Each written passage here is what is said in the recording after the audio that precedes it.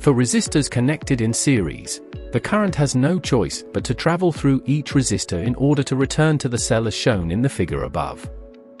As the electrons flow through each resistor, energy is dissipated, and there is a voltage drop associated with each resistor. The voltage drops are additive. The total voltage drop for a series of resistors will be V equals V1 plus V2 plus V3, and so on. Because V equals IR, we can also see that the resistances of resistors in series are also additive, such that R total equals R1 plus R2 plus R3, and so on.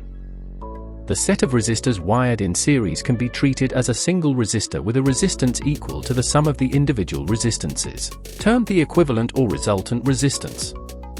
Note that the total resistance will always increase as more resistors are added in series. Comment the answer below.